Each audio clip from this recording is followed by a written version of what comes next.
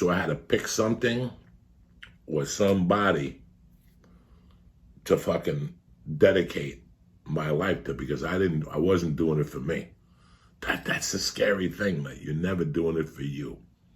Pick somebody. Pick a mother, a father, a sister, a brother, somebody who's had your back constantly. And you fucked them. You spit in their face by using. And for me, it was Terry. For me, I took the person closest to me. And there was also a little bit of Rogan in there. It was Rogan. It was a lot of Terry, a little bit of Rogan, a little bit of all my friends, because where this was going, I had to have my friends involved on this. But the first thing I picked was Terry. I go, I don't want Terry picking me up off the fucking floor. The last thing I want is that poor girl to wake up. She goes to piss, she brushes her teeth, and as she's going to make coffee to feed the cats, she sees my fat legs laying on the fucking kitchen floor. That's not going to work. That's not going to fucking help. That's not going to help her. You know what? There's people like me, I'm cut out to find you on the floor. I'll hold you, I'll kiss you, I'll dial 911, and I can move the fuck on. But there's some people who really can't find you on the floor. And she would have been one of them. She would have been 30-something years old, finding a man on the floor that was 44, 45. And that would have affected her future relationships. That would have affected her life, because she's not from that cut. So I knew this was going to end.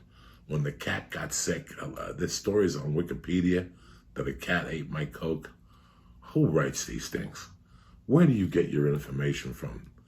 Bro, I used to hide the Coke so much, I had a hard time finding it. If I couldn't find my Coke, how the fuck were the cats gonna fucking find it? I was doing Coke one night, and my wife called me to tell me that she had to bring 2 cats upstairs, that they were at Dett's door. And I came up and I went in the bathroom, and actually one of them I really liked on the outside, but the one of them I wasn't too crazy about. His name was Superbad. And I looked at them both, and I did my line of Coke in the house, which was a rule that I would adhere to. No Coke in the house. For some reason that night, I didn't want to go back downstairs. The cats, this, that, something, maybe do Coke in the bathroom with those 2 cats in there. And the next morning, one of the cats died, and I'd feel terrible. So the cat I didn't like lived. I ended up taking him in. I swore that I wouldn't do Coke out of respect for that cat. And here we are, about to go into 13 motherfucking years of no Coke. But Joey, you do edibles and then whatever, you do Xanax and Klonopin. Listen, I do Klonopin, big fucking difference. And I'll take you upstairs, they're all left. I gotta go back to the doctor November 4th. The doctor even told me, because I can't believe you have some left. I go, you know what? After a while, I had to kick them in New Jersey. I had to go straight. Once I started doing the podcast and getting back into my flow of things, everything went away. All the anxiety went away. The little anxiety I have dragging in me, I just work things out. I just do a workout now. If I feel anxiety coming in on me in the morning, I skip everything. I get on a bicycle and I do my little 30-minute fucking jaunt around the neighborhood. I see fucking flying squirrels. I see raccoons. I see everything. But that's what you do. Yeah, I don't sit still. I hit my book and the whole thing. So part of my quitting cocaine was not going to an AA meeting.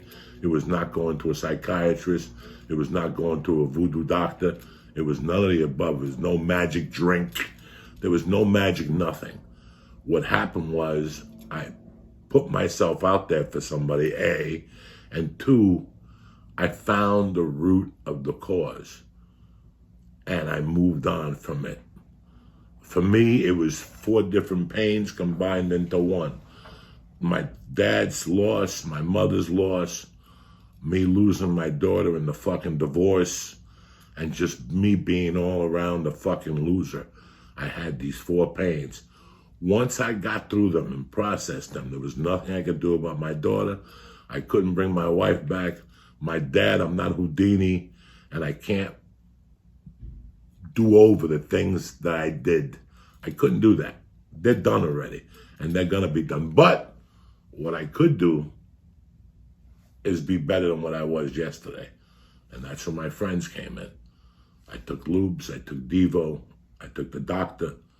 I took gear. I took all the friends, the people who fucking all those years put up with the brunt of bullshit from people. And this included Rogan also.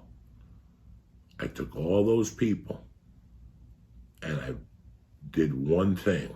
I went out of my way to make them proud of me. From my friend George to Grandma, I never wanted them to hear a negative fucking thing about me again. Whatever negative thoughts they had about me 20 years ago, 30 years ago, was left 30 fucking years ago. Today, I'm a different fucking dude. And today, I've gained their respect and their love because I turned myself around, not to be on the cover of some magazine, I turned myself around for them, to prove to them that their love towards me and what they did for me was not in vain. It was not going to go unnoticed. When I got the longest shot, I brought them to the premiere, including my teachers. When I got Grudge Match, I brought them to the premiere.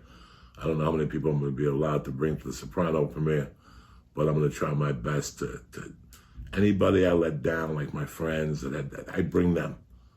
It's a movie, but guess what? It's not a bad movie. It's better than you bailing me out of fucking jail. It's better than you fucking getting attacked by somebody. Where's Coco? He fucking robbed my house. Those days are long gone. They were long gone 20 fucking years ago. So if you're looking for that person, you got the wrong person. We change every 7 years. And this fucking pandemic has changed us in 8 months. It's changed the way that we've thought, and some of us have gotten stronger, some of us have gotten weaker, but, you know, the pandemic is here.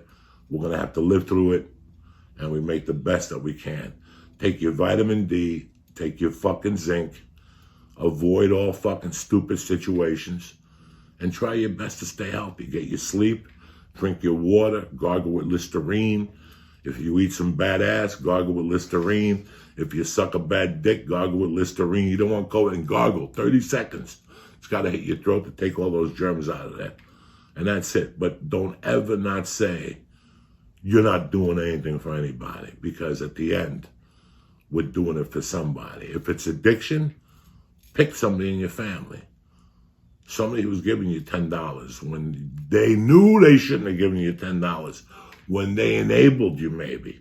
Pick them and go, just for you enabling me, I'm going to prove to you that I'm better than fucking what you thought I was. And this all turned around for me. So in the beginning, when I thought that my daughter's wrong for doing this shit for me, then I thought back about how I lived my life. And if I'm lying to you, whatever. I got clean for my friends so they could be proud of me. Not so I could be a successful comedian or whatever. I just wanted them to be proud of me. Fuck, man, 13 fucking years, you know? Next Monday when we're doing this podcast, 2 weeks from now, it'll be 13 fucking years that I got away from that curse. Ask me, do I have an urge? Not at all. Do I want to go back to that life? Not at all. I enjoy not having $18 in my bank account. I don't have much more dollars than that in my bank account now, but having 18 is everything is a fucking nightmare over a fucking addiction. I beat this fucking addiction. You dabble in weed and you eat some edibles from time to time. Ooh, throw me under the jail. Go fuck yourself. Meanwhile, you're drinking and driving. So don't fucking judge nobody. I'm just trying to keep it as low and fucking damage-free as I can. But if you're having a hard time in your life, if you're having a hard time in this pandemic, yes, I want you to do it for you. I want you to try to move ahead for you. I want you to get classes for you. I want you to do all these things for you. But if you're like me and you have no self-value towards yourself, like, you know, I don't give a fuck, then do it for somebody. Look around. Who can you make proud? Whose day can you make?